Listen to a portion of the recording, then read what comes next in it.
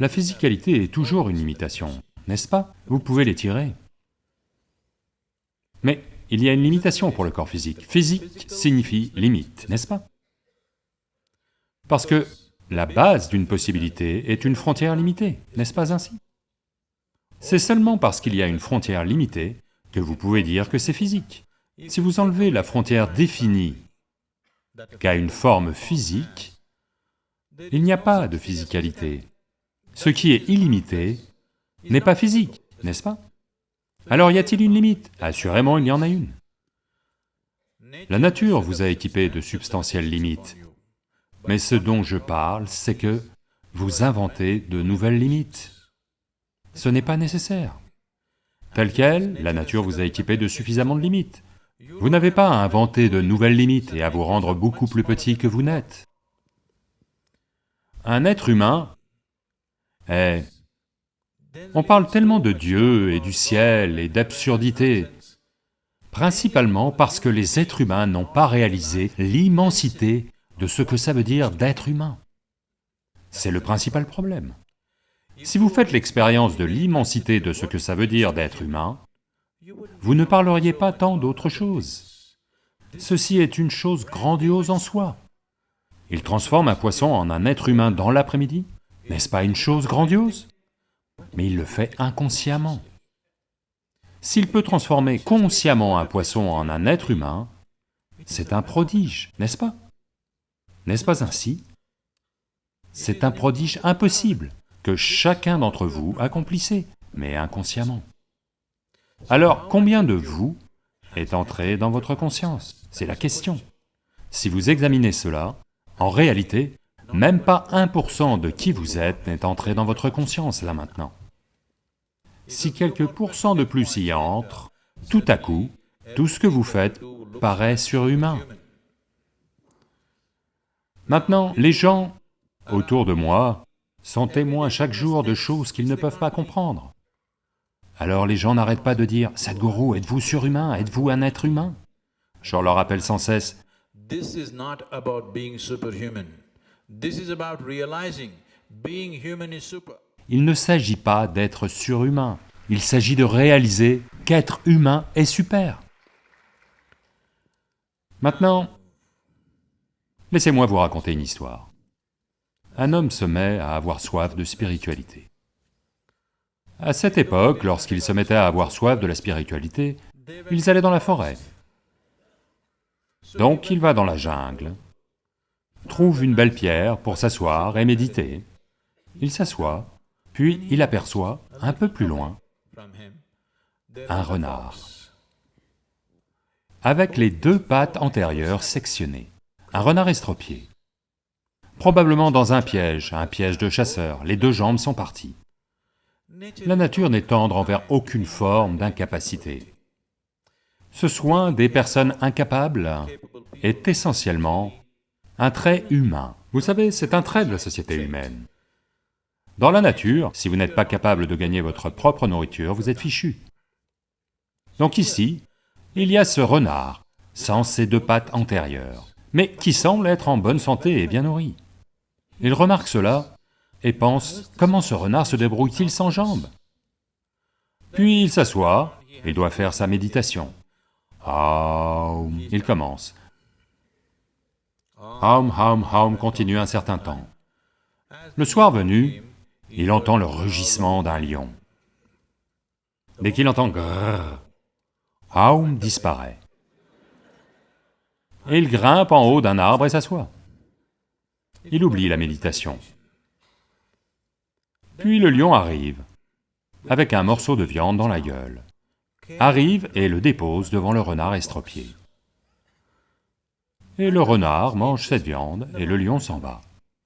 Cet homme pense, « Oh, ceci est un message divin. Dieu essaie de me dire quelque chose. » Un renard estropié nourri par un lion féroce. C'est un miracle de miracles. Dieu m'envoie un message. Quel est le message? Quel est le message? Quel est le message? Il oublie complètement sa méditation et se met à réfléchir à ce qu'est le message. Puis il en arrive à son propre message. Il dit, « Oh, Dieu essaie de me dire. » que dans cette forêt miraculeuse, même un renard estropié est nourri par un lion féroce. Quand c'est ainsi, toi imbécile, toi sur le chemin spirituel, pourquoi penses-tu à la nourriture? Reste juste assis là. De toute façon, elle te parviendra.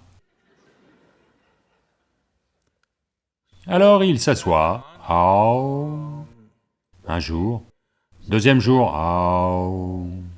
troisième jour, sixième, septième jour, il appelle la vie en gémissant, incapable de bouger, totalement affaibli, il gémit, à l'agonie. Un yogi passait par là, il entend ces bruits, il s'approche de lui et demande, « Qu'est-ce qui t'est arrivé? Pourquoi es-tu comme ça ?» Il dit, « Oh, grand yogi, dis-moi s'il te plaît, j'ai reçu un message divin, je l'ai suivi et je suis devenu comme ça. » Le yogi demande, « Que s'est-il passé ?» Il dit, « Là, regarde ce renard, regarde-le, il est bien nourri. Chaque jour, ce lion arrive avec un morceau de viande et le nourrit. Ne penses-tu pas que c'est un message divin? Dis-le-moi, s'il te plaît, est-ce un message divin ?» Le yogi dit, « À coup sûr, c'est un message divin. » Mais pourquoi as-tu choisi d'imiter un renard estropié plutôt qu'un lion généreux?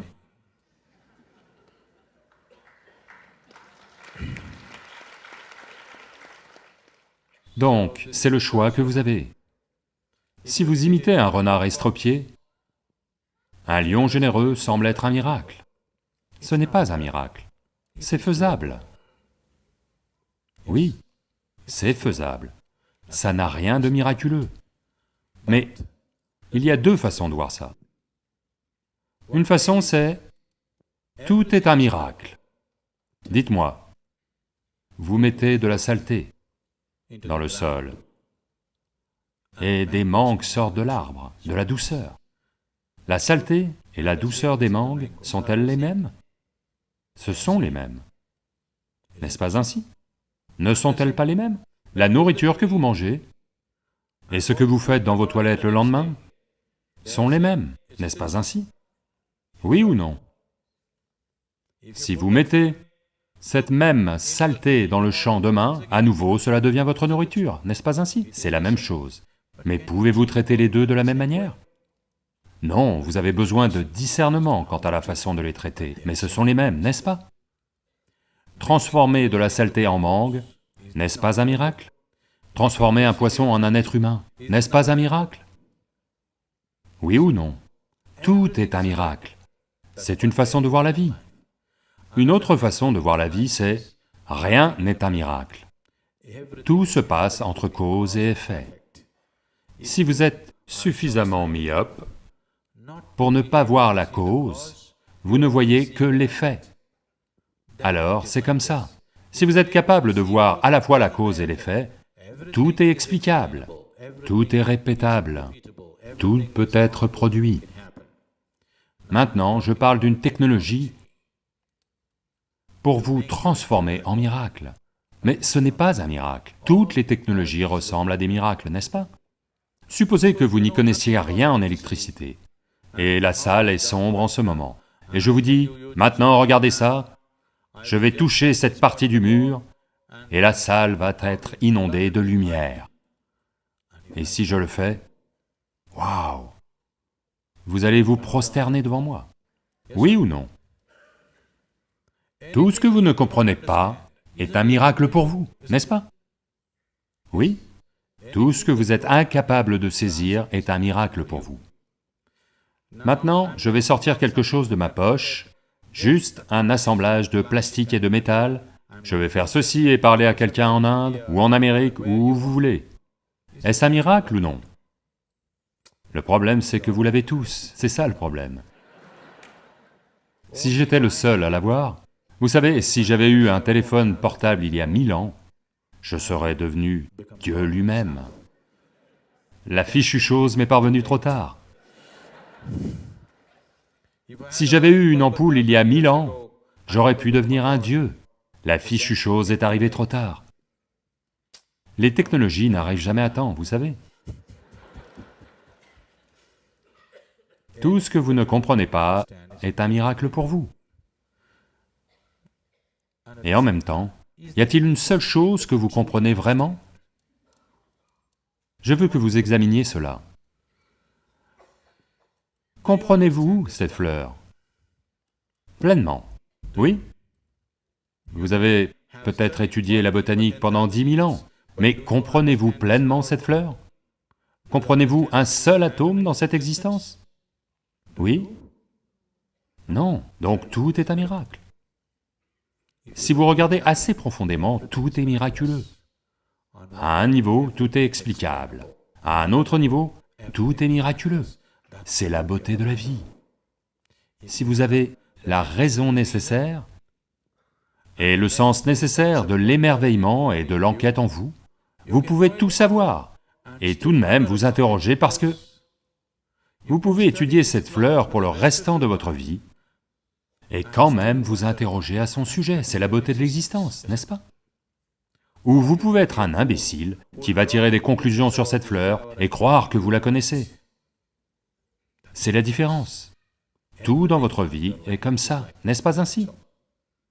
Oui, tout dans votre vie est comme ça. Donc c'est à la fois miraculeux et banal. C'est à la fois du domaine de la raison et au-delà de la raison. C'est à la fois humain et divin. Vous pouvez jouer entre les deux. C'est très beau. Vous pouvez aussi devenir un animal, vous savez? Très facilement, les êtres humains peuvent se comporter comme des animaux, n'est-ce pas? Parce que ce qui est humain n'est pas établi. Vous pouvez passer librement, sans heurts, de la nature animale à la nature humaine à la nature divine, et inversement si vous le souhaitez. C'est très beau, ne le gâchez pas.